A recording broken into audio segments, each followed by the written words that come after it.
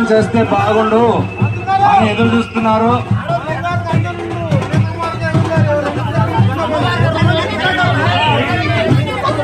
కాబట్టి ఓం కళ్యాణం కమనీయం కోమలకరైరర్ధకృతారోపణం కన్యాదాన పురసరం సరగరోర్విప్రాశిషానుగ్రహం బాహ్యోహ కంకణ బంధన దశగుణం మాంగళ్యసూత్రం